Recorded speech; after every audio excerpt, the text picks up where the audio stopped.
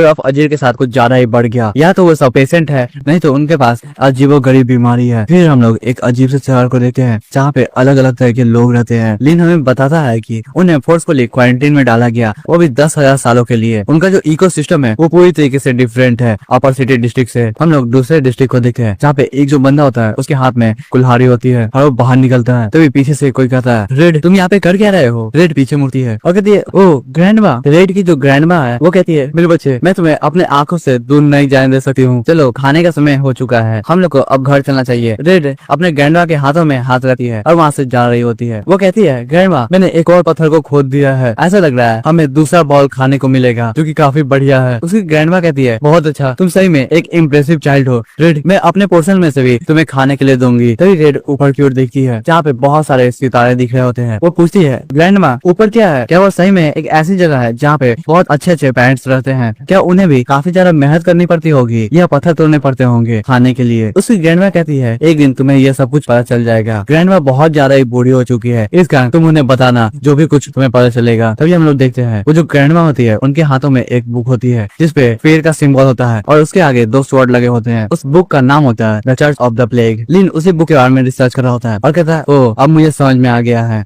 जो चर्च है वो लोअर सिटी डिस्ट्रिक्ट से ओरिजिनेट हुई थी, लेकिन आज के समय भी बहुत सारे लोग इस पे विश्वास करते हैं। हालांकि जो अपर सिटी है और जो लोअर सिटी डिस्ट्रिक्ट है वो पूरी तरीके से डिफरेंट है अलग अलग रीजन के कारण। और यही कारण है जो ऑर्गेनाइजेशन है वो एक डिस्ट्रिक्ट से दूसरे डिस्ट्रिक्ट में जाते हैं रिसोर्स को कलेक्ट करने के लिए, और अल्टीमेटली जो कंपटीशन है वो फॉर्म कर लेता है एक बहुत बड़ी कंपनी को, और वो कंपनी का नाम है लो रिसोर्स डेवलपमेंट कॉर्पोरेशन। अब सिर्फ लो रिसोर्स डेवलपमेंट कॉर्पोरेशन के पास ही अथॉरिटी है कि वो किसी को भी लोअर सिटी डिस्ट्रिक्ट में जाने दे या ना दे। इतने सारे रिसर्च करने के बाद जो लिन होता है वो काफी थक गया होता है और कहता है, ये काफी ज्यादा अजीब है, अगर कोई आदमी रिच होगा और उसकी नजर मेरे बुक स्टोर पे पड़ेगी तो मेरे बुक का पेटेंट लेके उसे डिस्ट्रीब्यूट भी कर सकता है। ये कितनी अच्छी बात होगी, लेकिन मुझे सपना नहीं देखना चाहिए, मुझे अपने बिजनेस पे अच्छे से ध्यान देना चाहिए। फिर हम लोग प्रेजेंट में आते हैं। लिन सोच रहा होता है, मैंने उस समय एक्सपेक्ट भी नहीं किया था जो इकलौती बेटी होगी लो रिसोर्सेज कंपनी की वो मेरी रेगुलर कस्टमर बन जाएगी। ये सब कुछ हो पाया है मेरे सबसे अच्छे कन्वर्सेशन स्किल के कारण। अब मेरे पास एक अच्छा कनेक्शन है जो कि मदद कर सकता है। मुझे अपने रिलेशनशिप को और भी बढ़िया करना होगा।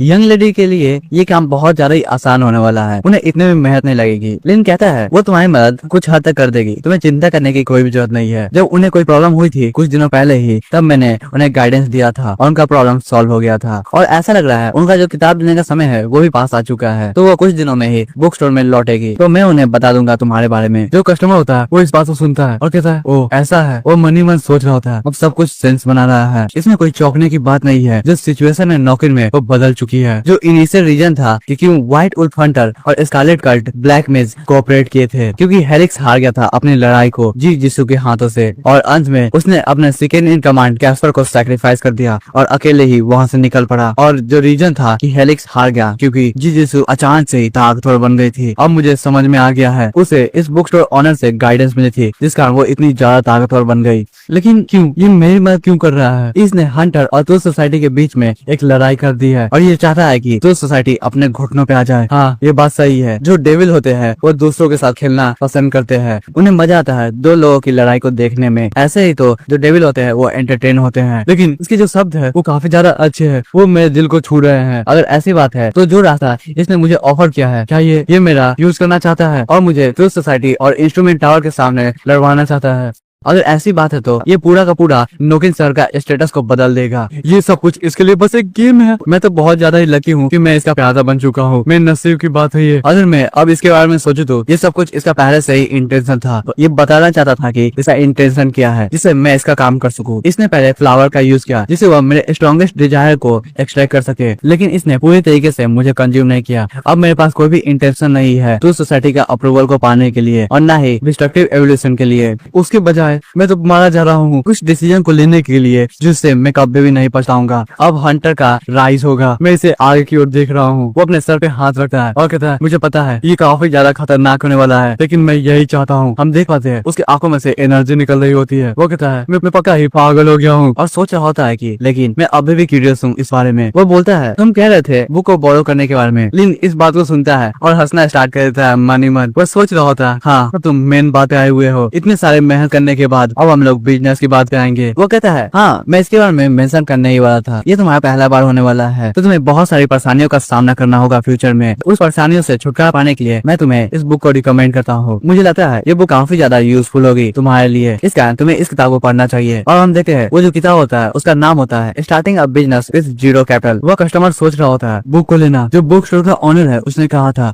जिसू ने भी एक बुक लिया है और ऐसा लग रहा है ये सबको अपना इंस्ट्रक्शन देता है और गाइडेंस देता है बुक के द्वारा। मुझे पता है जिसू को भी इसी बुक से पावर मिली होगी, ये कनेक्शन एकदम ऑब्वियस है। तभी उसकी नजर सामने की ओर जाती है। रुको इसका मतलब क्या है? यहाँ पे जितनी भी किताबें पड़ी हुई है वो सब फॉरबिडन पावर से भरी हुई है। लिन उसे एक बुक ऑफर करता है और कहता है ये जो किताब है वो तुम्हारी सिचुएशन के लिए एकदम परफेक्ट है, तुम्हें यह पढ़ना चाहिए। मुझे विश्वास है तुम इससे पढ़ के एक नए रास्ते को ढूंढ पाओगे और तुम्हें अपने रास्ते का पता चलेगा। उससे वे लोग तुम्हें फूल की तरह ट्रीट नहीं करेंगे और न ही तुम्हें अपने डिग्निटी को और प्राइड को पीछे रखना होगा। वो जो कस्टमर होता है वो उस किताब की ओर देखता है जिसका नाम होता है व्हाइट सैक्रिफाइस। वो मनी मन सोच रहा होता है व्हाइट सैक्रिफाइस और अपने हाथ को बढ़ा के उसके पन्नों को खोलता है। जैसे ही वो उसके पेजों को पलटता है हम देखते हैं वो आदमी एक अलग ही दुनिया में आ गया होता है जहाँ पे सिर्फ अंधेरा ही अंधेरा होता है, रोशनी होती है तो जहाँ पे वो खड़ा है उसके हाथों में अभी भी किताब होता है, उसके चेहरे पर से पसीने छूटते हैं, वो धीरे करके आगे बढ़ता है। हम देखते हैं उसके आसपास काफी सारे मॉन्स्टर होते हैं। इतने सारे मॉन्स्टर को देखे वो अंदर काफी घबरा जाता है और अपने घुटनों के बल आ जाता है। तभी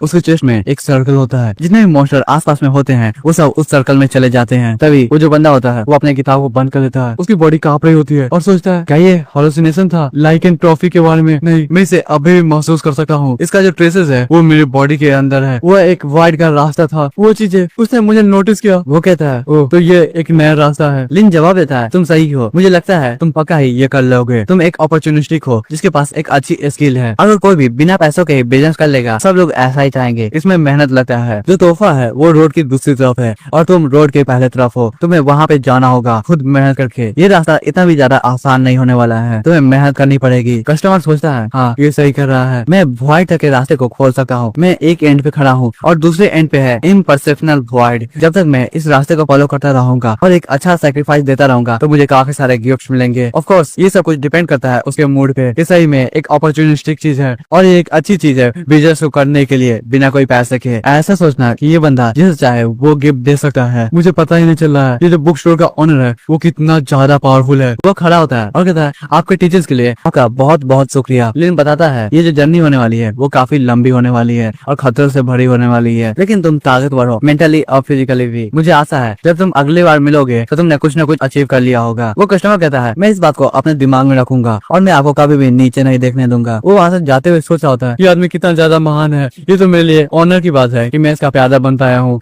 आज से मेरे सामने जो रास्ता है वो काफी ज्यादा इंटरेस्टिंग हो गया है। लिन कहता है दोबारा जरूर आना। उसके जाते ही वो चैन की सांस लेता है और सोच रहा होता है एक और भटके हुए सोल को मैंने रास्ता दिखा दिया। मेरी टीचिंग पाने के बाद ये जो बंदा है वो काफी अच्छा हो जाएगा। और भाई क्या बैड तरीके से जो हमारा लिन है वो बैठता है और उसके पीछे एक परछाई होती है जो कि डेविल की परछाई होती है। फिर सीन शिफ्ट होता है और हम देखते हैं एक बहुत बड़े घर को और नोकिन शहर में अभी भी बारिश हो रही होती है, लेकिन ये घर भाई बहुत ज्यादा ही आलीशान है। ये सेंट्रल डिस्ट्रिक्ट का A16 मैनर है। फिर हम एक रूम को देखते हैं जिसके अंदर से काफी तेज रोशनी आ रही होती है और उसके बैल्कनी में एक फ्रॉग बैठा होता है। फिर हमें यंग लेडी जी को दिखाया जाता है जो कि अपने सीट पे बैठती है और सामने की ओर देखती है जहाँ पे बहुत सारे आइटम्स रखे होते हैं। लेडी जी एक बॉल को निकालती है जिसमें होता है इंसेंस सील। फिर वह एक स्टाम्प को पकड़ती है और उस राख को दबाना स्टार्ट करती है। फिर सील का यूज करती है और उसमें कुछ इंसेंस पाउडर डालती है और ये सब कुछ कंप्लीट हो जाता है। हम देखते हैं वो जो राख होता है उस पे LR का सिंबल बन गया होता है। हमें बताया जाता है कि उस मोल्ड को अब हटाना है, इस कारण वो उसमें आग लगाती है जिससे आसपास काफी सारा धुआं फैलता है। वो एक अगरबत्ती का धुआं होता है। मैं बता दूं ये सब कुछ कंप्लीट करने के बाद जो लेडी जी होती है वो चश्मा पहनती है, फिर अपने हाथों में ग्लव्स लगाती है और कहती है जितने भी प्रिपरेशन है वो कंप्लीट हो चुके हैं, अब मैं आराम से रिलैक्स करके बुक को पढ़ सकती हूँ। और अपने सामने वो वही बुक निकालती है जो कि लिन ने दिया होता है और उसके पहले पन्ने को खोलती है। जैसे ही वो स्पेस को खोल रही होती है हम देखते हैं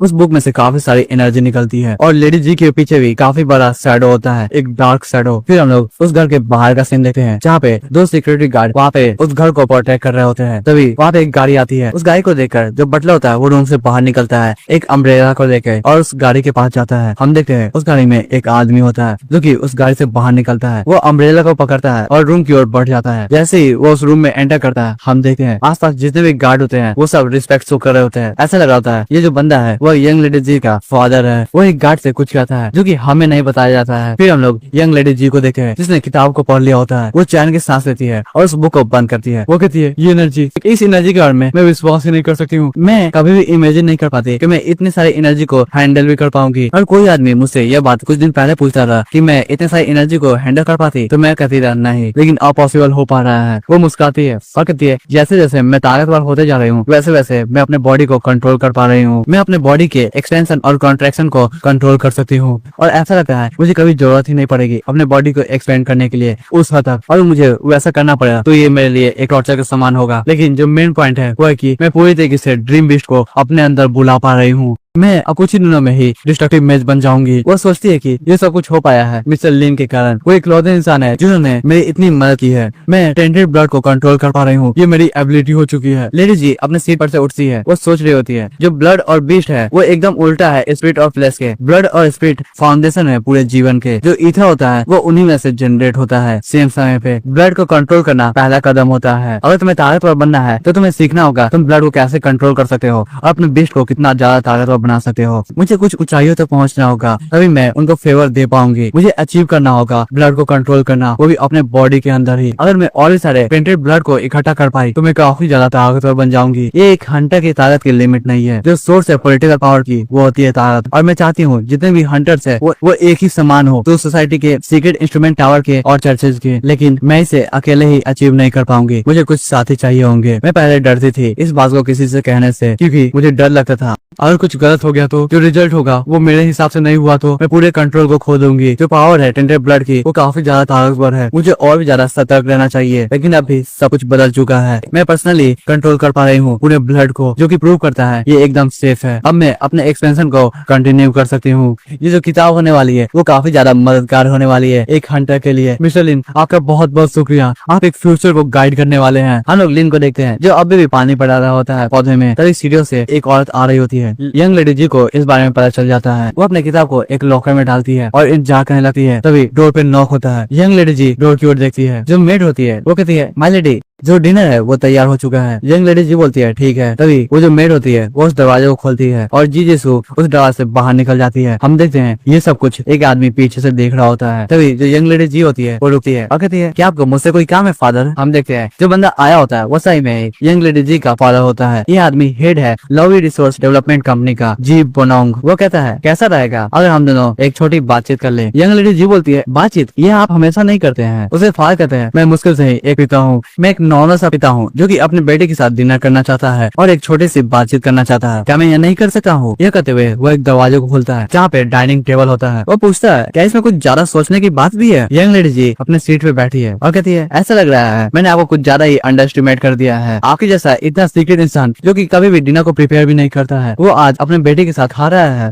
आप घर पे भी कभी भी खाना नहीं खाते हैं, न ही अकेले किसी को भेजते हैं याद दिलाने के लिए कि डिनर का समय हो चुका है। ऐसा लग रहा है आपके पास कुछ इंपॉर्टेंट बात है डिस्कस करने के लिए। तभी उसे जो फादर होते हैं वो कहते हैं ओह तुम काफी बड़ी हो चुकी हो। लेडी जी बोलती है क्या आप बस ऐसे ही छोटी बातचीत करना चाहते हैं। लेडी जी के फादर कहते हैं मुझे यह बात मानने में शर्म आ रही है कि मैं तुम्हें अब भी छोटे बच्चे की तरह सोच रहा था। तुम्हारी जो मैच्योरिटी है उसने मुझे सरप्राइज कर दिया है। डर्ट होने के नाते तुम खुद पे काफी सारे डिसीजन ले सकती हो जिसमें मैं इंटरफेयर नहीं करूंगा, लेकिन एक फादर होने के नाते मुझे तुम्हें कुछ कहना होगा। अगर मैं तुम्हें यह एडवाइस नहीं दूंगा तो यह बहुत बुरा हो जाएगा। लेडी जी कहती है आप आगे बढ़िए। उसके फादर कहते हैं मैं तुमसे यह बात पहले कभी भी नहीं पूछी है, क्योंकि जो व्हाइट उल्फ है या हंटर एसोसिएशन है वो सब बस एक आदे है जिसे यूज किया जाता है। यह कहते हुए जो फादर होते हैं वो अपने खाना को खा रहे होते हैं। वो कहते हैं मैंने काई को और मैक्स को असाइन किया क्योंकि मैं सोचता था वो सब काफी होंगे, लेकिन सब कुछ बदल चुका है। अगर तुम सब कुछ में इन्वॉल्व होना चाहती हो तो तुम्हें रिप्रेजेंट करना होगा हमारी कंपनी को और तुम्हें सबके सामने खड़ा होना होगा, समझ गई। लेडी जी कहती है हाँ मैं समझ गई। तभी उनके हाथों से जो नाइफ होता है वो गिर जाता है। उसके फादर काफी ज्यादा गुस्सा हो जाते हैं। वो कहते हैं अगर तुम सब कुछ समझ जाती तो तुम इतना ज्यादा लापरवाह नहीं होती। तुम्हें समझ में भी आ रहा है। जिसको कहती है हाँ मुझे सही में समझ में आ रहा है और यही कारण है कि मैं आपसे बात करने के लिए एग्री हुई हूँ। अपने पक्का ही मेरे डायरी के प्लानर को देख लिया होगा और यही कारण है कि आज आप मुझसे बात करना चाहते हैं। क्या मैं सही कह रही हूँ। मैंने उसे अपने पर्पस पे लिखा था, मैं जानती थी आप उसे देखिएगा। इस बात को सुनकर जो यीशु के फादर होते हैं वो काफी चौंक जाते हैं। वो कहते हैं क्या तुमने उसे जानबूझ के लिखा था जिससे मैंने जिस बंदे को असाइन किया है वो उस प्लानर को देखे और मुझे फोर्सफुली यहाँ पे बुलाया जाए। क्या मैं सही कह रहा हूँ? जीसू कहती है मुझे पहले से पता था कि कोई ना कोई मेरा पीछा कर रहा है, नहीं तो कोई इतना ज्यादा मूर्ख होगा कि वो अपने प्लान को डायरी में लिखेगा जिसे कोई भी देख सकता है। ये काफी ज्यादा मूर्खता की बात है। और उससे भी ऊपर मैं एक डायरी ही क्यों रखूंगी? इस बात को सुनकर वहाँ पे एकदम शांति हो जाती है। हम देख पाते हैं उसके जो फादर होते हैं उन्होंने एक्सपेक्ट नहीं किया होता है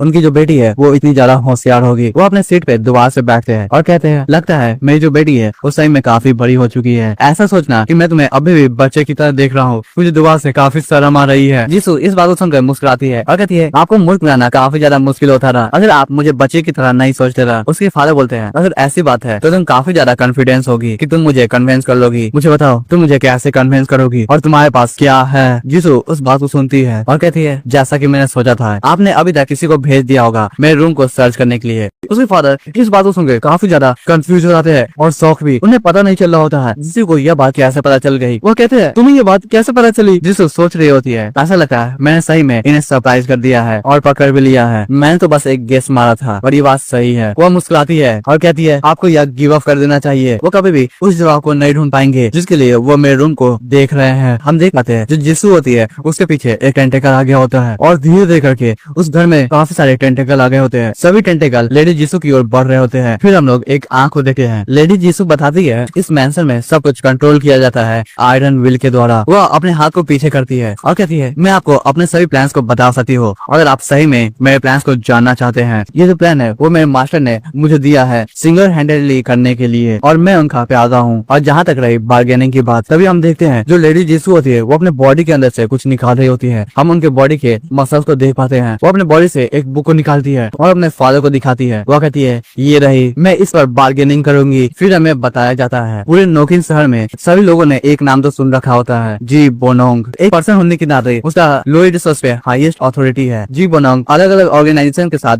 मिला होता है और उसके जो हायर अप्स है वो हर साल मिलते हैं उससे। जो ट्रू सोसाइटी है सीक्रेट इंस्ट्रूमेंट टावर है हंटर्स है मेजर्स है चर्च है ऑर्डिनरी सिटीजन है और बाकी सब वो सभी को जानता है और उसे पता है कि उन्हें कैसे हैंडल करना है अच्छी तरीके से। उसके लाइफ में बहुत कम सिचुएशंस आए हैं जहाँ पे उसे लगता है उसने अपने कंट्रोल को खो दिया है और सामने वाला बंदा जीत रहा है। उसके लीडरशिप में जो लोअर रिसोर्स है उसने बस मोनोपोली नहीं बनाई है माइनिंग राइट पे। साथ ही जो लोअर सिटी डिस्ट्रिक्ट है वो काफी ज्यादा कनेक्टेड है हिडन वर्ल्ड ऑफ म्यूटेंट से। एक आदमी क्या हो सकता है वो पार्ट भी बन चुका है। लोअर रिसोर्स डेवलपमेंट कॉर्पोरेशन में जितने भी लोगों को हायर किया जाता है उनमें से अधिकतर म्यूटेंट्स है। किसी बंदे ने जी बोनोंग को एक बार डिस्क्राइब किया था। उसने कहा था जब भी वो अपनी पीली आंखों से तुम्हें देखता है तो वह तुम्हारे अंदर की सोच को रिवील कर देता है। तभी हम देख पाते हैं मैक्स को जो कहता है मास्टर जो यंग लेडी है वो अंदर है। उसके फादर खड़े होते हैं दरवाजे के सामने। मैक्स आगे बढ़ता है और उस दरवाजे को खोलता है। हम देख पाते हैं यंग लेडी अभी ट्रेनिंग कर रही होती है। उनके शरीर पर काफी सारे पसीने होते हैं क्योंकि वो काफी ज्यादा हार्ड वर्कआउट कर रही होती है। थोड़ी देर बाद वो अपना वर्कआउट करना बंद कर देती है। जो काई होती है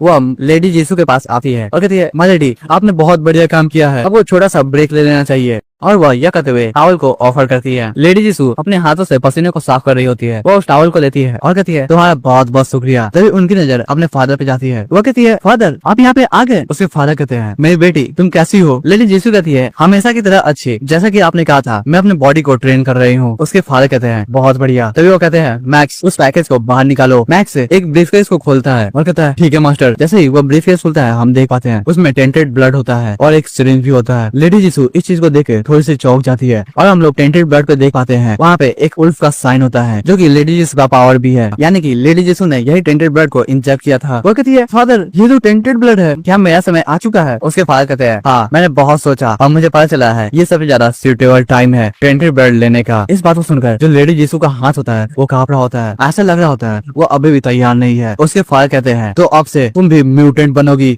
अभी का जो सिचुएशन है अगर तुम म्यूटेंट बन जाओगी तो तुम्हारे ऊपर काफी सारी रिस्पॉन्सिबिलिटी होगी। जो भी पावर तुम्हें मिलेगी उसे तुम्हें हैंडल करना होगा। क्या तुम इसके लिए तैयार हो? लेडी जीसू अपने फादर को देख रही होती है। वो कहती है यस फादर मैं पूरी तरीके से तैयार हूँ। उसके फादर कहते हैं जैसा कि तुम जानती हो हमारा जो जेनेटिक्स है वो काफी ज्यादा खराब है एकदम नॉर्मल पीपल की तरह और म्यूटेंट बनने के लिए हमें टेंटेड ब्लड पे रिलाई करना पड़ता है और उसके बाद हम लोग बनते हैं हंटर्स। जो प्राइस है इस शॉर्टकट का उसमें काफी सारे रिस्क है। तुम्हें चैन रिएक्शन का सामना भी करना पड़ सकता है। लोअर रिसोर्स के डायरेक्टर होने के नाते मैं 10% तक रिस्क ले सकता हूँ। इसमें 10% ऑफ करप्शन ही है नहीं तो जो लोअर रिसोर्स है वो बर्बाद हो जाएगा और कुछ भी गलती हुई तो। इस बात को सुनकर जो लेडी होती है वो थोड़ी सी घबरा जाती है। वो कहती है फादर। उसके फादर कहते हैं मैंने इस टेंटेड ब्लड को पर्सनली भी देखा है, जो क्वालिटी है वो काफी ज्यादा हाई है और जो करप्शन का चांस है और लाइकेन ट्रॉफी का चांस है वो काफी कम है। लाइकेन ट्रॉफी मतलब होता है तुम्हारे दिमाग की सोचने की क्षमता, उसे घटने का जो चांस है वो कम है। तुम अपने दिमाग को खो नहीं दोगे, ज्यादा से ज्यादा तुम्हारी जो सोचने की क्षमता है वो थोड़ी देर के लिए बंद हो जाएगी और इससे जो इफेक्ट होगा वो थोड़ा सा कान पे दिखेगा। ये तुम्हारे बॉडी को पूरी तरीके से नहीं बदलेगा। और भाई अभी अभी मैंने रियलाइज किया है जो लेडी जी का ईयर है वो एक नॉर्मल वुमेन की तरह है, लेकिन बाद में ये एक एल्फ की तरह हो जाता है। उसके फादर आगे कहते हैं और आखिर में मेरा एक पर्सनल गिफ्ट है तुम्हारे लिए। वो पॉकेट में हाथ डालते हैं और एक चीज को निकालते हैं। वो उस गिफ्ट को लेडी जी को देते हैं। वो बताते हैं ये एक प्योर फिलोसफिकल स्टोन है जो कि रिजरेक्शन के पावर को रखता है। ये मुझे इनडिस्क्राइबल व्हाइट मेज ने दिया है। इसे कहा जाता है टीयर ऑफ फ्लेम।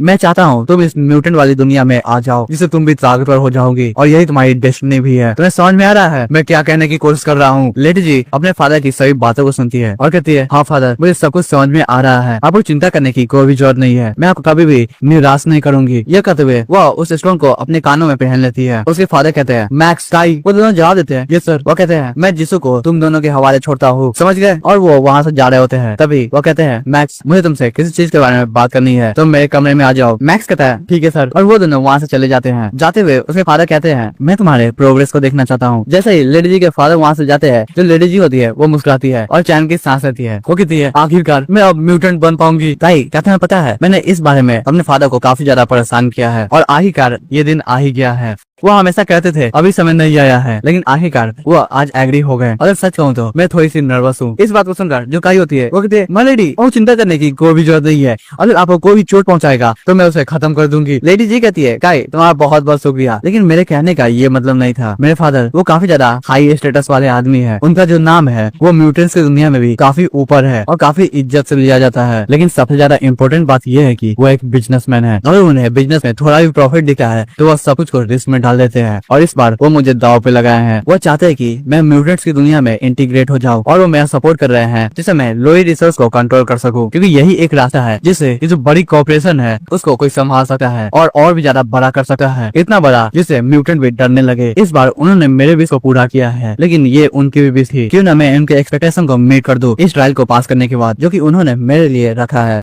और यही कारण है कि मैं ताकतवर बनना चाहती हूँ और जितना ज्यादा हो सके उतना ज्यादा ग्रो करना चाहती हूँ। काई इस बात को सुनती है और कहती है अगर ये टेस्ट है तो आपको ये पास करना ही होगा। ये एक रास्ता है जिससे आप और ज्यादा ताकतवर बन सकोगी। यह कहते हुए जो काई होती है वो लेडी जी का हाथ पकड़ी होती है। लेडी जी काई की ओर देती है और कहती है क्या तुम भी इसी तरह हो? मेरी मदद करना इस एग्जाम को पास करने के लिए। ये जो एग्जाम है वो मेरी लाइफ का सबसे बड़ा एग्जाम होने वाला है। काई कहती है ऑफ कोर्स माय लेडी, मैं आपकी मदद करूंगी, क्यों ना इसमें मेरी लाइफ को सैक्रिफाइस करना पड़े। वो अपने घुटनों पे आती है और कहती है मैं आपके विश को फुलफिल करूंगी। और हम देखते हैं उसी समय लेडी जिसी को ब्लड इंजेक्ट किया जा रहा होता है और उस ब्लड की परछाई में हम देख पाते हैं जो लेडी जिसू होती है वो काफी घबराई होती है और थोड़ी सी नर्वस भी होती है। जो लेडी जिसू के फादर होते हैं वो कहते हैं ओ तो जिसू ऐसा सोचती है, आखिरकार वो मेरी बेटी है। मैं इतना भी ज्यादा सरप्राइज नहीं हूँ कि उसे रियलाइज हो गया है। जो इंटेलिजेंस नेटवर्क है जो सोसाइटी का उसने फाइनलाइज कर लिया है और सभी इन्फॉर्मेशन दे दिया है हंटर ग्रुप के बारे में जो भी नोकिन शहर में है। क्या तुमने डिसाइड कर लिया है जिसू को किस ग्रुप में ज्वाइन होना चाहिए? मैक्स कहता है ये सर मैंने पहले ही डिसाइड कर लिया है, वो होगा हेलिक्स का व्हाइट वुल्फ। जिसू के फादर कहते हैं हेलिक्स इंटेल के हिसाब से वो जो आदमी है वो काफी ज्यादा काम है और बहुत ज्यादा ही अच्छा स्ट्रेटेजी बनाता है। यह आइडिया इतना भी बुरा नहीं है। फिर वह मैक्स की ओर देखते हैं और कहते हैं क्या तुम्हें पता है मैं तुम्हें जिसू के साथ क्यों भेज रहा हूँ? मैक्स कहता है ये सर मुझे पता है,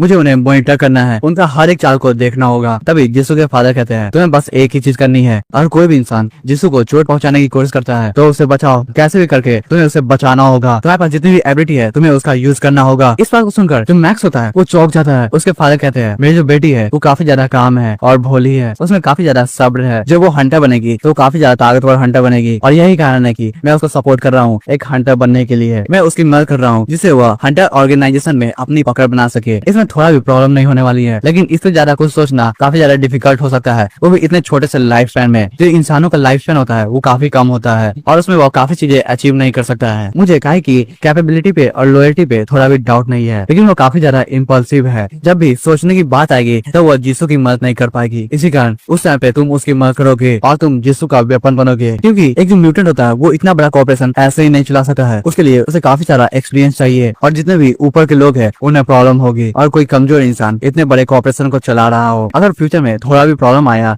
तो जो लोही रिसोर्स है वो खत्म हो जाएगा। हमें और भी ज्यादा सतर्क रहने की जरूरत है। आज से मैं अपने आप को अपनी बेटी से दूर रखूंगा। मैं कभी भी पब्लिक में उससे नहीं मिलूंगा और न ही उससे बात करूंगा जो भी लोही रिसोर्स के बारे में होगा। जितना ज्यादा वो विद्रोही बनेगी उतना ही ज्यादा वो बेहतर बनेगी। लोही रिसोर्स पे ध्यान देने से अच्छा रहेगा कि वो हंटर बनने पे ध्यान दे। सबसे ज्यादा बेस्ट सिनारियो वही होगा जब वह कंपनी के बारे में न सोचे और वैसे ही वो एक अच्छी हंटर बन पाएगी जो कि म्यूटेंट वर्ल्ड में सर्वाइव कर सके। मैं यही चाहता हूँ। जो लोही रिसोर्स है वो जीसू के लिए गोल नहीं है, वो स्टार्टिंग पॉइंट है। वो मैक्स के कंधों पे हाथ रखते हैं और कहते हैं ये आखिरी चीज है जो मैं तुमसे मांगूंगा। जब तक मेरी बेटी अपने कदमों पे खड़ी न हो जाए तब तक तुम इसे प्रोटेक्ट करना। मैक्स इस बात को सुनता है, वो अपने घुटनों पे आता है और कहता है मैं अपने जीवन की कसम खाता हूँ कि मैं लेडी जीसू को प्रोटेक्ट करके रहूंगा। इसके बाद मैक्स उस कमरे से बाहर चला जाता है और दरवाजे को बंद कर देता है। हम लोग देखते हैं जो लेडी जीसू के फादर होते हैं वो एक चेयर पे बैठते हैं और एक ड्रॉर को खोलते हैं जिसपे एक टॉप सीक्रेट फाइल होती है। उस पे लिखा होता है एलिक्सर ऑफ इमॉर्टैलिटी और गॉबलेट। जो गॉबलेट है उन्होंने अभी अभी गिफ्ट किया है, यानी कि उन्होंने लेडी जीसू के लिए काफी बड़े बड़े काम किए हैं। वो इन सभी चीजों को देखते हैं और कहते हैं इन सब चीजों से मैंने गारंटी कर दिया है उसका जो बेसिक प्रोटेक्शन है वो कामयाब हो गया है। वो मन ही मन सोचते हैं अब वो कुछ ही दिनों में अपने घोंसले से बाहर चली जाएगी। जब तुम अपने रास्ते को चूज कर लोगी तब तुम वहाँ से वापस नहीं लौट पाओगी। तो सोच समझ के अपने रास्ते को चूज करना चाहिए। मुझे देखना है जब तुम ग्रो हो जाओगी तब तुम कैसे बनोगी। एक फादर होने के नाते मैं तुम्हें ग्रो होता हुआ देखना चाहता हूँ। मुझे समझ में नहीं आ रहा है जब मैं तुम्हें बाद में देखूंगा जिस समय तुम ग्रो हो जाओगे तो मेरे चेहरे पे कैसा एक्सप्रेशन होगा। शायद मैं स्माइल कर रहा हूँ क्योंकि मेरी जो बेटी है वो ताकतवर बन चुकी है। फिर हम लोग प्रेजेंट में आते हैं। जो लेडी जीसू के फादर होते हैं वो काफी ज्यादा चौके होते हैं। लेडी जीसू कहती है तो मैं इस पर बार्गेनिंग करूंगी। हम देख पाते हैं वहाँ पे काफी सारे टेंटिकल्स होते हैं। लेडी जीसू के जो फादर होते हैं वो सोचे होते हैं मुझे इस बात को मानना होगा, मैं लापरवाह हो गया था। मैंने एक्सपेक्ट नहीं किया था कि मैं लगातार 2 बार अपनी बेटी से हार जाऊंगा। अगर मैं इस बारे में सोचूं तो मेरे जितने भी मूव्स है और थॉट है वो कोई भी प्रिडिक्ट कर सकता है। तो ऐसा लगता है जो यंग लेडी मेरे दिमाग में है वो बदल चुकी है। मैं इसे पहले की तरह सोच रहा था लेकिन यह पूरी तरीके से कॉन्फिडेंट हंटर बन चुकी है जो कि अपने फादर को भी मूर्ख बना सकती है। ये तो काफी बढ़िया बात है। वह उस बुक की ओर देखते हुए कहते हैं क्या तुम इसी पर बार्गेनिंग करने वाली हो? ऐसा लगता है उसने तुम्हें पूरी तरीके से बदल दिया है लेकिन तुम मुझे कन्विंस नहीं कर सकती हो। यह कहते हुए वो अपने चेयर को बदलते हैं और लेडी जीसू के सामने वाले चेयर पे बैठ जाते हैं। वो आगे बताते हैं ये जो प्लान है वो काफी ज्यादा रिस्क से भरा हुआ है। लोही रिसोर्स के लिए ये डिसीजन लेना काफी ज्यादा मुश्किल हो सकता है। इसमें बहुत सारे वेरिएबल्स है और यही कारण है कि तुम्हें इस डिसीजन को सोच समझ के लेना चाहिए। तुम किसी भी चीज में ऐसे ही पार्टिसिपेट नहीं कर सकती हो। जो सबसे ज्यादा इम्पोर्टेंट चीज है वो है लोही रिसोर्स को इससे क्या फायदा होगा, या दूसरे शब्दों में कहो तो तुम्हारे पीछे जो आदमी है उसे लोही रिसोर्स से क्या फायदा होगा। लेडी जीसू इस बात को सुनती है और सोच रही होती है जैसा कि फादर से एक्सपेक्ट किया जाता है। उन्हें मेरे और बुक स्टोर ऑनर के कनेक्शन के बारे में पहले से पता है। वह एक ग्लास में वाइन को सर्व करती है और कहती है किसी आदमी ने मुझसे पहले कहा था जब भी एक बिजनेसमैन को छोटा सा भी प्रॉफिट देता है तो वह सब कुछ दाव पे लगा देता है उस प्रॉफिट को निकालने के लिए। वह ग्लास को आगे बढ़ाती है और कहती है मुझे लगता है आप भी ऐसा ही सोचते हैं, वो को हर जगह से प्रॉफिट चाहिए। लेडी जीसू के फादर उस बात को सुनते हैं फिर वह उस वाइन के ग्लास को पीते हैं। वो कहते हैं कि हाँ एक नॉर्मल बिजनेसमैन यही करता है और मैं भी यही करूंगा, मैं उन सबसे अलग नहीं हूँ। लेडी जीसू कहती है अगर मैं टेंटेड ब्लड को बॉडी में इंजेक्ट नहीं की हूँ तो मैं इतनी ज्यादा ताकतवर कैसे बन गई हूँ, वो भी इतने कम समय में। ये सब कुछ हो पाया है इस बुक के कारण जो कि मुझे गिफ्ट दिया गया है और इस तरह की जो बुक है वो आप कहीं से खरीद नहीं सकते हैं जैसे चाहे वैसे। आप क्या सोचते हैं अगर आप इस किताब का डिस्ट्रीब्यूशन राइट ले लें और जितना चाहे उतना प्रिंट करे तो कितना प्रॉफिट होगा? क्या ये चीज लोही रिसोर्स के लिए फायदेमंद है या बुरी है? लेडी जीसू के जो फादर होते हैं वो सोचते हैं और कहते हैं लेकिन इंटेल के हिसाब से जो कि मुझे सीक्रेट इंस्ट्रूमेंट टावर से मिला हुआ है वो जो क्लास आई का आदमी है वो काफी रहस्यमयी है। अगर मैं उसके साथ कांटेक्ट बनाऊंगा बिना कुछ सोचे हुए। तभी लेडी जीसू बीच में ही बात को काटते हुए कहती है मेरे एक्सपीरियंस के हिसाब से मैं उनसे काफी बार मिल चुकी हूँ। जो ऑनर है वो अपने हिसाब से सभी चीजों को करता है। मिस्टर लिन हमेशा ही लॉजिक को फॉलो करते हैं जो कि एक बुक स्टोर ऑनर करता है। अगर आप उनके विशेष को फॉलो करेंगे तो वो आपका साथ देंगे। लेडी जीसू के फादर इस बात को सुनते हैं। तभी जो लेडी जीसू होती है वो कहती है लेकिन मैं इस चीज में अच्छी नहीं हूँ। आखिर में मेरे पास वो क्वालिटी नहीं है कि मैं रिप्रेजेंट कर सकूँ लोही रिसोर्सेज को और डिस्कस कर सकूँ इस बात को मिस्टर लिन से। अगर आप सोचते हैं ये काम आप कर सकते हैं तो ये अच्छा रहेगा कि आप उनसे बात कर ले और डिसाइड करें ये जो अपॉर्चुनिटी है वो अच्छी है या नहीं। फिर सीन शिफ्ट होता है। हम लोग एक खंडर भरे बिल्डिंग को देखते हैं जिसमें से आवाज आती है हम लोग ऐसे नहीं जा सकते हैं, हमारी जो सिचुएशन है वो काफी बदतर होते जा रही है। हमारी टीम में से काफी लोग मारे गए हैं और मुश्किल से ही कुछ लोग खड़े हो पा रहे हैं। हम लोग ऐसे ही सीक्रेट इंस्ट्रूमेंट टावर से फाइट नहीं कर सकते हैं। किसी को समझ में आ रहा है? दूसरा आदमी कहता है उन्होंने अभी तक अपने सीनियर नाइट को आगे नहीं भेजा है, वैसे हम लोग कैसे जीत पाएंगे? हमारे जितने भी मेन आदमी है वो सब हारते जा रहे हैं। एक और आदमी कहता है ऐसा कहना बंद करो, हम लोग अब रुक नहीं सकते हैं, हमें आगे बढ़ना ही होगा। एक और आदमी कहता है क्या कैसे? जो स्कारलेट कल्ट है वो खत्म हो चुकी है और हमारे पास इतनी एनर्जी नहीं है कि हम लोग इसे मेंटेन कर सके। हम लोग अब लोग spawn of the magic mirror को हैच नहीं कर सकते हैं। मुझे पता भी नहीं है कि हम लोग आगे बढ़ेंगे या नहीं। एक आदमी कहता है मास्टर हेलिक्स, तभी हेलिक्स कहता है शांत हो जाओ, याद रखो हमारा जो ऑब्जेक्टिव था वो था स्पॉन ऑफ मैजिक मिरर को हैच करना, ना कि सीक्रेट इंस्ट्रूमेंट टावर से जीतना। जब तक हम लोग स्पॉन ऑफ मैजिक मिरर को हैच कर सकते हैं तब तक हम लोग जीत सकते हैं। अब मैं एक भी डाउट नहीं सुनना चाहता हूँ। जो टू सोसाइटी है वो एक शिपमेंट को डिलीवर करेगी। उस शिपमेंट में है सिल्वर स्टोन और बस 3 दिनों में वो शिपमेंट डिलीवर होगी, वो भी 78 स्ट्रीट में। हमारे पास अब ये मौका है, समझ गए, हम उसे लेंगे। सभी लोग कहते हैं यस सर, और वे सब वहाँ से चले जाते हैं। जैसे वे सब जाते हैं हेलिक्स अपने चेयर पे बैठता है और कहता है स्काई सिल्वर का एक डिब्बा इतना काफी नहीं होगा स्पॉन ऑफ मैजिक मिरर को हैच करने के लिए। लेकिन मैं उनसे कहूंगा क्या व्हाइट वुल्फ का अंत हो चुका है? लेकिन हम लोग कुछ कर भी नहीं सकते हैं। तो उसे पीछे से आवाज आती है तुम्हारी जो प्रॉब्लम है मैं उसे सॉल्व कर सकता हूँ। वो आदमी खड़ा होता है और कहता है कौन है वहाँ पे? वो पीछे मुड़ता है, हम देख पाते हैं वहाँ पे बहुत सारी एनर्जी होती है और उस एनर्जी में से जो ओल्ड वाइल्डी है वो निकल रहे होते हैं। वो कहते हैं जो स्पॉन ऑफ मैजिक मिरर है वो एक टॉर्च है और लाइफ एक फ्यूल की तरह काम करती है जो कि टॉर्च की बैटरी होती है।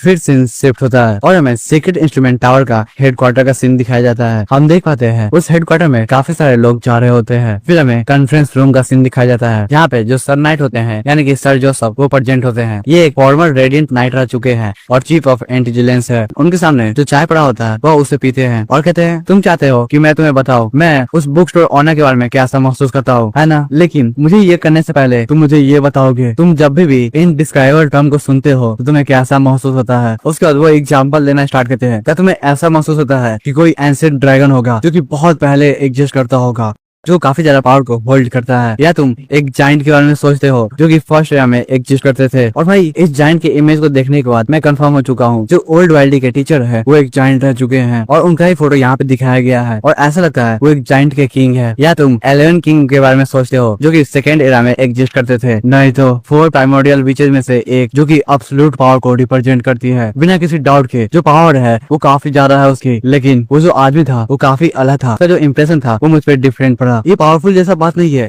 काफी ज्यादा विशाल है जिसके बारे में कोई भी नहीं सोच सकता है। उसके बाद सर जोसेफ के सामने जो बंदा होता है वो उनके रिएक्शन को देखते हैं और उन्हें समझ में आ गया होता है कि सामने वाले बंदे को कुछ समझ में नहीं आ रहा है। वो कहते हैं तुम्हें नहीं समझ में आ रहा है तो ठीक है, हम लोग एक एग्जाम्पल का यूज करते हैं। जो मौत होते हैं यानी कि कीड़ा, उनके पास कुछ अलग होता है जिसका नाम होता है फोटो एक्सिस और उसी के कारण वो अपने इंस्टिंक्ट को फॉलो करते हैं और आग की ओर बढ़ते जाते हैं। लेकिन वो सब इतना भी मूर्ख नहीं होते हैं कि अपने आग को जला ले, क्योंकि उसमें काफी दर्द होता है। समझ सकते हो, उतने छोटे से कीड़े के पास भी जीने की इच्छा होती है। उसे हम लोग कहते हैं बेसिक सर्वाइवर इंस्टिंक्ट। और हम लोग इसी एग्जाम्पल को एक डिफरेंट वे में सोचते हैं, एक अलग तरीके से। अगर वो जो मौत है वो अपने एंगल को चेंज कर ले और ऊपर की ओर देखना स्टार्ट कर दे जहाँ पर सूरज होता है, तब क्या होगा? क्या हुआ उसकी रोशनी से और गर्मी से कांपने लगेगा? यह हुआ काफी ज्यादा प्रभावित हो जाएगा उस सूरज की रोशनी से? नहीं, इसमें से कुछ भी नहीं होने वाला है। होगा तो बस एक ही चीज, वो जो मौत है वो अपने सोचने की क्षमता को छोड़ देगा और अपने इंस्टिंक्ट को फॉलो करेगा। क्यों ना उसकी जो बॉडी है वो राख में बदल जाए, तभी भी वो आगे बढ़ता रहेगा और खुशी से वो अपने आप को सैक्रिफाइस कर देगा। एक नॉर्मल इंसान के लिए वो बुक स्टोर का ऑनर वैसा ही है, वो काफी ज्यादा बड़ा है। उसकी जो पावर है उसके बारे में कोई भी नहीं सोच सकता है और वो चाहते हैं कि मैं उन्हें स्वॉर्ड ऑफ कैंडेला को सौंप दूं। इसमें कोई भी बड़ी बात नहीं है। तुम्हें क्या लगता है, क्या मैं मना करूंगा? ऐसा कभी भी नहीं होने वाला है। वो बहुत ज्यादा ही ताकतवर है और वो मेरी मदद करना चाहते हैं। सर जोसेफ की बात को सुनकर उनके सामने जो बंदा होता है वो काफी ज्यादा कांपने लगता है। सर जोसेफ कहते हैं इस स्वॉर्ड के बारे में मुझसे ज्यादा कोई भी नहीं जानता है। कैंडेला ये काफी ज्यादा खतरनाक वेपन है जिससे इन डिस्क्राइबर लेवल वाले बंदे भी डरते हैं। इसे फर्क नहीं पड़ता है तुम कितनी ज्यादा ताकतवर हो, लेकिन तभी भी तुम इसे रेसिस्ट नहीं कर पाओगे। ये कैंडेला स्वॉर्ड तुम्हारे सोल को और माइंड को करप्ट कर देती है और आखिर में तुम मारे जाओगे। जो सीक्रेट इंस्ट्रूमेंट टावर है वो हमेशा ही ब्रिलियंट रेडिएंट नाइट को चूज करता है इसके मास्टर के तौर पे, जिससे वह इस स्वॉर्ड की पावर को थोड़ी देर तक सप्रेस कर सके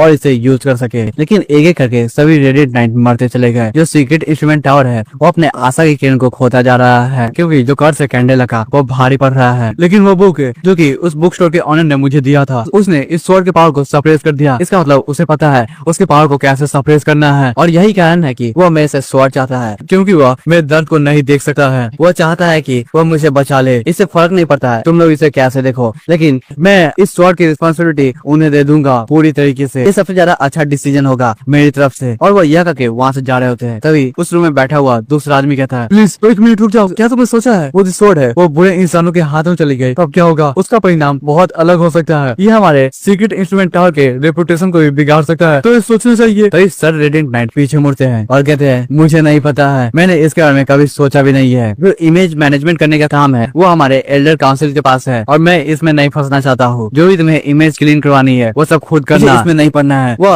दो नाव पे हाथ रख देते हैं और कहते हैं, जो एक सच्चा नाइट होता है वो हमेशा ही जस्टिस पे विश्वास करता है। वो चाहता है कि इस दुनिया में सिर्फ जस्टिस हो, उसके अलावा कुछ भी नहीं, और मेरे लिए यही जस्टिस है। यह करके वो उस रूम से चले जाते हैं और दरवाजे को बंद कर देते हैं। तभी हम देखते हैं जो वीडियो होता है वो खत्म हो जाता है। एक लड़की कहती है, यह एक इंटरव्यू रिकॉर्डिंग था नाइट जोसेफ का, जिसने सजेस्ट किया है ट्रांसफर रिक्वेस्ट को। हम देख पाते हैं ये जो सीन है वो एल्डर काउंसिल का है। जितने भी एल्डर्स होते हैं वो वहीं पे बैठे होते हैं और उन सब में सन्नाटा भरा होता है। काफी सारे एल्डर यहाँ पे प्रेजेंट भी नहीं होते हैं। ऐसा लग रहा होता है यहाँ पे मीटिंग चल रही है, वो भी स्वॉर्ड को ट्रांसफर को लेकर। फिर सीन शिफ्ट होता है, हम लोग सर नाइट को देखते हैं जो कि उस रूम से बाहर आ गए होते हैं। आसपास जितने भी लोग होते हैं वो कहते हैं, नाइट कैप्टन आप अच्छे से आराम कीजिएगा। एक लड़की कहती है, लॉर्ड रेडिएंट नाइट, लेकिन जो क्लॉड होता है वो कहता है, सर आपने अच्छे से खाना खाया है? और भाई इस पैन से हमें दिखाया जा रहा है ये जो सोसाइटी है वो काफी अलग है। अगर तुम पावरफुल लोग हो तो कैसे भी करके सभी लोग तुमसे कनेक्शन बनाना चाहेंगे और वही फॉर्मेलिटी वाले क्वेश्चन पूछेंगे। लेकिन जो करीबी लोग होते हैं जैसे कि क्लॉड, वो तुमसे तुम्हारे हेल्थ के बारे में, तुम्हारे पर्सनल लाइफ के बारे में क्वेश्चन पूछेगा। भाई मैं कितना ज्यादा फिलोसफिकल हो चुका हूँ, कभी कभी लग रहा है भाई मैं ही आ गया एमसी तो नहीं हूँ, मुझे इतना ज्यादा नार्सिसिस्ट नहीं होना चाहिए भाई।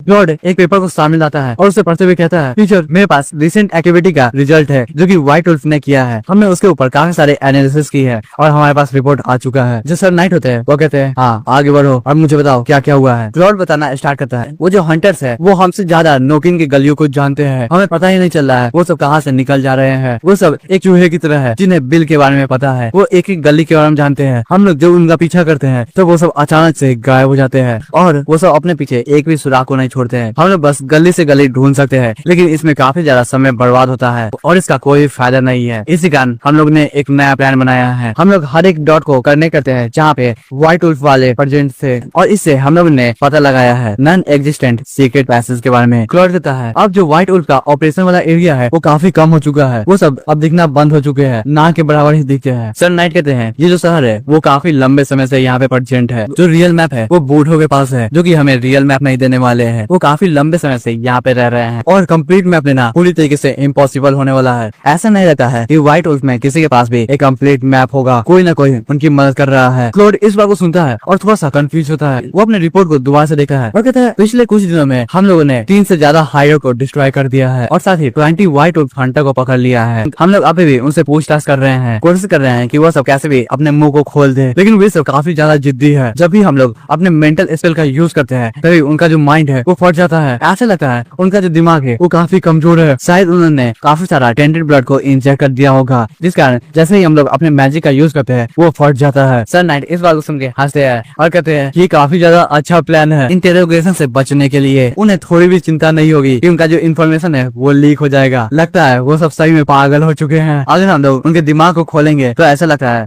उनके दिमाग में हमें काफी सारा फूल मिलने वाला है। क्लॉड कहता है, व्हाइट वुल्फ को भी पता चल गया होगा कि वो सब अपने अंत तक पहुंच चुके हैं। उनकी जो एक्टिविटी है वो काफी पागलों जैसी हो चुकी है। वो अब जो भी करते हैं उसमें कोई भी लॉजिक नहीं है, वो बस कर ही देते हैं। ऐसा लगता है अभी वो सब जो भी कर रहे हैं वो सब मजे के लिए कर रहे हैं। उन्होंने कुछ दिन पहले ही रिसोर्स पे अटैक किया और बस इतना ही नहीं, उन्होंने रिसोर्स को बर्बाद भी कर दिया है, जिससे सिविलियंस के बीच में काफी ज्यादा पैनिक मच चुका है। सन नाइट इस बात को सुनते हैं और लिफ्ट का बटन को दबाते हैं। वो कहते हैं, ऐसा लगता है वो सब लॉजिस्टिक डिवीजन को बिजी रखना चाह रहे हैं। आखिर में जितने भी नौकरी के रहने वाले लोग हैं उन सबको म्यूटेंट बस एक मिथ लगता है, उसके अलावा कुछ भी नहीं। ये काम इतना भी ज्यादा आसान नहीं है कि रात में जो भी कांड हुआ है उसे साफ करना और लोगों को बताना कि एक नॉर्मल चीज है, इसमें कोई म्यूटेंट का हाथ नहीं है। पीआर के लिए भी बहुत ज्यादा दिमाग लगता है। क्लॉड इस बात को सुनता है और सोच रहा होता है वो हमेशा ही बस एक ही बहाना देते हैं कि यहाँ पे गैस लीक के कारण बहुत बड़ा ब्लास्ट हो चुका है और सच को छुपाते हैं। एक सही में काफी ज्यादा मेहनत वाला काम होगा। ये तो सही है कि मैं वहाँ पे नहीं काम कर रहा हूँ, नहीं तो मुझे बहुत बार एक्सप्लेनेशन देना पड़ता था। सर क्लॉड कहते हैं, उन सब के बारे में भूल जाओ, तुमने कहा था ना उनके डिस्ट्रक्शन और मारकाट के बीच में कोई भी रिलेशन नहीं है, वो बस ऐसे ही मजे के लिए सब काम कर रहे हैं। ओ मेरे प्यारे क्लॉड, तुम्हें जानना चाहिए जो चीजें होती है वो ऐसे नहीं चलती है। जो ऊपर से दिखता है वो तो बस दिखाया जा रहा है, तुम्हें अच्छे से इन्वेस्टिगेट करना होगा। जो सबसे ज्यादा स्पेशल चीज है स्पॉन ऑफ मैजिक मिरर के बारे में वो है कि वो तुम्हारे सोचने की क्षमता को खत्म कर देता है। जो एम्बिशन है स्पॉन ऑफ मैजिक मिरर का वो है तुम्हारे डिजायर को ओवर शैडो कर देना, वो तुम्हारे डिजायर को अंदर से निकाल देती है। अगर वो हमारे अटेंशन को डाइवर्ट नहीं करना करना चाहते हैं। इसका मतलब वो कुछ ना कुछ रीजन के लिए कर रहे हैं। क्लॉड अपने पेपर को पढ़ता है और कहता है मैंने बहुत ज्यादा मेहनत किया, लेकिन हमें बस यही पता चला है वो सब कुछ बॉडी पार्ट्स को कलेक्ट कर रहे हैं। किसी भी आदमी को मारने के बाद हमें विश्वास है कि वो सब कोई ना कोई रिचुअल को करने की कोशिश कर रहे हैं, जैसे कि मर्फी किया करते थे। हालांकि हम लोग अभी तक वैसे रिचुअल के बारे में पता नहीं लगा पाए हैं। ऐसा लग रहा है हम लोग किसी न किसी कंडीशन को मिस कर रहे हैं। लेकिन टीचर, मेरे दिमाग में अभी अभी एक क्वेश्चन आया है, क्या जो ट्रू सोसाइटी है वो सही में हमें ब्लूप्रिंट नहीं दे सकती है नॉकिन के शहर का? अगर वो नॉकिन के शहर का छोटा सा पार्ट का मैप दे दे तो अभी भी काफी होगा। सर नाइट कहते हैं एक छोटा सा हिस्सा, हाँ उतना काफी होगा पूरे के पूरे आर्किटेक्चर के पॉइंट ऑफ व्यू को जानने के लिए। अगर हमें वो मिल जाएगा तो हम लोग पता लगा पाएंगे जो सीक्रेट पैसेज है और सीक्रेट चैम्बर है वो कहाँ पे है और वो सब कैसे यूज कर रहे हैं। उनमें से कुछ रास्ता ट्रू सोसाइटी के द्वारा ही बनाया गया है। क्या तुम्हें समझ में आ रहा है वो सब बार बार मना क्यों कर रहे हैं मैप देने से? क्लॉड को कुछ समझ में नहीं आता है। जो सर नाइट होते हैं वो क्लॉड के सर पे हाथ रखते हैं और कहते हैं मेरे प्यारे क्लॉड, अगर मैं तुम्हारे दिमाग को खोलूंगा तो ऐसा लगता है कि तुम्हारा जो दिमाग है वो पूरी तरीके से खाली होगा। क्लॉड कैसे भी करके सर नाइट के हाथ को हटाता है और अपने सर पे हाथ रखता है। वो सोच रहा होता है, ऐसे लग रहा है जो टीचर है वो काफी अच्छे मूड में है। अगर हम लोग जो सोसाइटी से मदद नहीं मांग सकते हैं तो हम लोग को खुद ही कुछ करना होगा, नहीं तो प्रॉब्लम हो सकती है। जो सीक्रेट पैसेज है और सीक्रेट चैम्बर है वो सब उनका यूज क्यों कर रहे हैं? तो इस सर नाइट कहते हैं अपने प्रैक्टिस के बारे में सोचो। जो व्हाइट उल्फ है वो ज्यादा लंबे समय तक नहीं टिकने वाली है। अगर हम लोग तो सोसाइटी के हिपोक्रेट से ये पूछेंगे तो वो सब कह सकते हैं कि इंटेल को गैदर करना, एविडेंस को एनालाइज करना और सस्पेक्ट को फॉलो करना यही हमारा बेसिक ड्यूटी है। अगर तुम लोग ये नहीं कर सकते हो तो हमें तुम लोगों को लॉजिस्टिक डिवीजन के साथ कंबाइन करना पड़ेगा। वो सब हमारा बहुत बुरे तरीके से मजाक उड़ा सकते हैं, जितना मैं अभी कह भी नहीं रहा हूँ। टीचर, तभी सन नाइट कहते हैं लेकिन दूसरी तरफ सोचो, अगर हम लोग सीक्रेट पैसेज और चैम्बर के बारे में पता लगा पाए तो हमारा जो बजट है वो अगले साल का सिक्योर हो जाएगा। मैंने सुना था जो ट्रू सोसाइटी है उसके पास काफी सारे पैसे हैं, वो हमें बहुत पैसे देंगे हमारे मुंह को बंद रखने के लिए। क्लॉड, तो मैं ये सबसे ज्यादा इंपॉर्टेंट काम तुम पे छोड़ रहा हूँ, तुम्हें ये काम करना होगा। क्लॉड इस बात को सुनता है और पूरी तरीके से टूट जाता है। उसने सोचा नहीं था उसके जो टीचर है वो इतने ज्यादा लालची होंगे। वो कहता है ठीक है सर। फिर हम देखते हैं जो सर नाइट होते हैं और क्लॉड होता है वो इंटेलिजेंस डिवीजन से बाहर जा रहे होते हैं। सर नाइट कहते हैं स्कारलेट कट का सिचुएशन कैसा है? क्लॉड पेपर को जल्दी से देखता है और कहता है उन सब ने मर्फी को खो दिया है। इस कारण वो धीरे धीरे करके टूट से जा रहे हैं। उनके पास कोई भी नहीं है जो कि उन्हें इकट्ठा रख सकता है। जितने भी मेंबर को मर्फी कंट्रोल किया करती थी वो सब जॉम्बी बन चुके हैं और जैसे ही मर्फी मरी वैसे ही वो सब अलग अलग काम करने के लिए निकल पड़े और जितने भी ब्लैक में बच गए थे उन्होंने व्हाइट उल्फ को ज्वाइन कर लिया। अगर दूसरे शब्दों में कहो तो स्कारलेट कट खत्म हो चुका है। ये काफी ज्यादा अमेजिंग बात है। जो 11 ग्रेट सेज है वो पक्का ही बहुत ज्यादा ही ताकतवर होगी डिस्ट्रक्टिव मेज के बीच में। एविडेंस को देख कर ही मैं कह सकता हूँ जो मर्फी है वो बहुत ही बुरी तरीके से मरी है। तो ये जो क्लॉड होता है वो अपने सर का चेहरा देखा है और कहता है बेसिकली मुझे पता है आप सबसे ज्यादा ताकतवर है डिस्ट्रक्टिव रैंक के बीच में। मुझे कहना चाहिए मैंने आपके जितना ताकतवर इंसान कभी भी नहीं देखा है। ये करने के बाद जो क्लॉड होता है वो अपने सर पर से पसीने को साफ करता है। सन नाइट कहते हैं बहुत बढ़िया। ऑफ कोर्स इससे ज्यादा इंप्रेसिव बात क्या हो सकता है? ये सब कुछ हुआ है उस बुक स्टोर ऑनर के जस्ट सामने ही। जो ग्रेट सेज है इरिस परिवार की, उसने बुक स्टोर ऑनर को लॉर्ड कहा था। इसका मतलब ये है कि पूरा का पूरा इरिस परिवार उसे सर्व करने के लिए तैयार है। मुझे बताओ वो सब कैसे रिएक्ट कर रहे हैं? क्लॉड कहता है इंटेलिजेंस डिवीजन में सिर्फ कुछ लोगों को इस बारे में पता है। जितने भी हायर अप्स है सीक्रेट इंस्ट्रूमेंट टावर के उन सबको इनके बारे में पता है। वो सब काफी ज्यादा शक कर रहे हैं और बहुत ज्यादा डिस्कशन कर रहे हैं उस बुक स्टोर ऑनर के बारे में। लेकिन उनका जो एटीट्यूड है वो एकदम सेम है। वो सब डर से भर चुके हैं, उनके अंदर हिम्मत नहीं हो रही है। सर नाइट इस बात को सुनते हैं और कहते हैं तुमने सही कहा, और कोई भी शायद इतना ज्यादा तेज होगा तो वो ऐसा ही करेगा। इस बार हमें मिस्टर लिंक को धन्यवाद करना चाहिए, नहीं तो जो मर्फी होती वो काफी ज्यादा डैमेज पहुंचा देती रहा। जब तक हमें रियलाइज होता है कि नोकिन शहर में वाइल्डी की जैसा एक और डिस्ट्रक्टिव रैंक मेज है। अगर तुम मिस्टर लिंक को वैल्यू नहीं करते हो ये काफी मूर्खता वाली बात होगी और यही कारण है कि मैंने आज ट्रांसफर रिक्वेस्ट को सबमिट कर दिया है। अगर वो पूरे पिक्चर को ध्यान में रखे जो एल्डर काउंसिल है वो पक्का ही मेरे आंसर का जवाब देंगे। रिस्क और बेनिफिट को देखकर मुझे नहीं लगता है वो जो बूढ़े है वो इतना ज्यादा बेवकूफ होंगे कि वो किसी को भेजेंगे इन्वेस्टिगेट करने के लिए, वो भी ऐसे क्रिटिकल मूवमेंट में। इससे याद आया अभी तक कोई भी एडवांस अलर्ट नहीं आया है। जो लोग है ट्रू सोसाइटी के वो सही में किसी को भेजना चाहते हैं क्या? तो जो सीन होता है वो सिर्फ होता है। हम देखते हैं एक आदमी अपने पेंसिल को तोड़ देता है, उसके पीछे जो दो लोग होते हैं वो कहते हैं वाइस प्रेसिडेंट क्या हुआ? दूसरा आदमी कहता है यहाँ चल क्या रहा है? वाइस प्रेसिडेंट पीछे मुड़ते हैं और गुस्से में कहते हैं नहीं यहाँ कुछ भी नहीं हुआ है, मुझे अचानक ही कुछ अजीब सा लगा है, चलो जल्दी से काम पे लग जाओ तुम दोनों। वाइस प्रेसिडेंट की बात सुन गए तो दोनों लोग होते हैं वो काफी ज्यादा चौंक जाते हैं। एक आदमी कहता है क्या ये अभी भी मिस डॉरिस के बारे में सोच रहा है? दूसरा कहता है ऐसी बातें बोलना बंद करो नहीं तो तुम्हारा जो बजट है वो दोबारा से काट दिया जाएगा। वो आदमी कहता है नहीं मेरा बजट, उन्होंने मुझे पता ही नहीं मेरा जो बजट है वो क्यों कट हो गया है। फिर सीन दोबारा से शिफ्ट होता है। हम लोग देखते हैं जो सन नाइट होते हैं वो एक पेपर को देख रहे होते हैं। वो उस पेपर को क्लॉड को देते हैं और कहते हैं जाओ अपने काम करो, मैं तुम्हें बाद में देखा हूँ। क्लॉड उस पेपर को लेता है और वहाँ से जाते हुए कहता है ठीक है टीचर। क्लॉड वहाँ से जाता है और दरवाजे को बंद कर देता है। जैसे ही क्लॉड वहाँ से जाता है वैसे ही जो सन नाइट होते हैं वो अपने कंप्यूटर को चलाना स्टार्ट करते हैं। वो देख पाते हैं उनको एक मेल आया होता है। वो उस मेल को खोलते हैं। वो जो मेल होता है वो एल्डर काउंसिल की तरफ से आया होता है। उसमें लिखा होता है इतने देर तक सोचने के बाद तुम्हारा जो ट्रांसफर रिक्वेस्ट है स्वॉर्ड कैंडेला के बारे में उसे कैंसिल कर दिया गया है। हालांकि जो एल्डर काउंसिल है उनका विचार है एविडेंस को इकट्ठा करना, इसी कारण हम लोगों ने किसी को भेज दिया है इन्वेस्टिगेट करने के लिए। अगर जो रिजल्ट है फाइनल असेसमेंट का वो सही रहा तो हम लोग तुम्हारी रिक्वेस्ट को अप्रूव कर देंगे। इस चीज को देखकर जो सन नाइट होते हैं वो काफी घबरा जाते हैं। उन्हें विश्वास नहीं हो रहा होता है कि कोई आदमी मिस्टर लिन को इन्वेस्टिगेट करने गया है। वो जोरों से चिल्लाते हैं कि आवाज को सुनकर वहाँ जितने भी लोग होते हैं वो जमीन पे गिर जाते हैं। आसपास में ऐसा लग रहा होता है कि अर्थक्वेक आ गया है। जितने भी बाहर लोग होते हैं वो काफी कंफ्यूज हो गए होते हैं कि यह हुआ कैसे है। फिर सीन शिफ्ट होता है। हम लोग एक लड़की को देखते हैं जो कि बारिश के मौसम में बाहर निकली होती है। उसके हाथों में एक अम्ब्रेला होता है और दूसरे हाथ में एक बुक। वह बुक स्टोर के सामने आ गई होती है और कहती है ये मेरे मिशन का टारगेट है नंबर 0113 क्लास आई सेटर, मुझे देखना है इसमें होता क्या है। जिससे सन नाइट भी घबराते हैं। वीडियो में आगे बढ़ने से पहले हुज शाउट आउट टू सूरज इसके भाई और रकनु भाई। लिटरली भाई रकनु भाई ने लगभग 6 महीने से मेंबरशिप को खरीदा हुआ है, तो हुज शाउट आउट टू और थैंक यू भाई। भाई लोग आप भी मेंबरशिप को खरीद के सपोर्ट कर सकते हो, तो भाई लोग अगर खरीद सकते हो तो खरीद लेना। तो चलिए कहानी को स्टार्ट करते हैं। हमें एल्डर काउंसिल का सीन दिखाया जाता है। एक बूढ़ा आदमी कहता है नंबर 0113 क्लास आई सेटर, एक नॉर्मल सा दिखने वाला बुक स्टोर। लेकिन जो रेडिएट नाइट अब्राहम जोसेफ है उसने खुद ही एक फाइल लिखा है। वो जो बुक स्टोर है वो काफी ज्यादा मेजर रोल प्ले करता है spawn of magic mirror incident में। साथ ही वो डायरेक्टली और इनडायरेक्टली भी इन्वॉल्व है व्हाइट वुल्फ और स्कारलेट वाइल्ड के रैपिड डिक्लाइन में। और अभी जोसेफ ने डिसाइड किया है कैंडेला स्वॉर्ड को ट्रांसफर करने का। ये पहला रिकॉर्ड है उस बुक स्टोर ऑनर के बारे में। हम लोग को अभी तक ये भी नहीं पता है वो जो बुक स्टोर का ऑनर है उसका गोल क्या है और वो स्वॉर्ड को पाना क्यों चाहता है। दूसरा एल्डर कहता है जोसेफ के हिसाब से वो जो बुक स्टोर का ऑनर है वो जोसेफ को सफरिंग से फ्री करना चाहता है। लेकिन हम जो काउंसिल है वो ऐसे ही किसी को कैंडेला स्वॉर्ड नहीं दे सकते हैं, वो भी जोसेफ के बातों पर। तो ऐसा पॉसिबल ही नहीं हो सकता है। खास तौर पे अभी तक हम लोग को सीक्रेट इंस्ट्रूमेंट टावर से कोई भी इंटेल नहीं मिला है। उस बुक स्टोर ऑनर से रिलेटेड हमें कोई न कोई जानकारी चाहिए होगी। दूसरा एल्डर कहता है इतना सारा डिस्कशन के बाद हम सभी एल्डर्स ने डिसाइड किया है हम लोग एक इन्वेस्टिगेशन करेंगे और ऑब्जर्व करेंगे वो जो बुक स्टोर का ऑनर है वो कैसा है, क्या वो एक अच्छा इंसान है या इविल पर्सन है। हमें पता लगाना होगा उसकी आइडेंटिटी क्या है, उसका गोल क्या है और उसके पास कितना ताकत है। तभी जो मेन एल्डर होता है वो कहता है क्या इस बात पे किसी को ऑब्जेक्शन है या कोई विरोध करना चाहता है मुझे अभी बता दे। लेकिन एक क्लास आई म्यूटेंट को इन्वेस्टिगेट करेगा कौन। अगर हमें किसी को भी चुनना है तो हमें सतर्की से चुनना होगा और उसे सतर्की से भेजना होगा। दूसरा एल्डर कहता है ओह मुझे समझ में आ रहा है आप क्या कहना चाहते हैं सोलोमन। कोई भी आदमी ऐसे ही क्लास आई वाले बंदे को इन्वेस्टिगेट करने नहीं जा सकता है और इसी कारण मैंने डिसाइड किया है कि मैं भेजूंगा vice chief of logistic Lucy Caroline को, वो भी इस मिशन के लिए। वो एकदम परफेक्ट कैंडिडेट है इस मिशन को करने के लिए। वो एक क्वार्टर ब्लडी हार्फी है और उसके पास टैलेंट है माइंड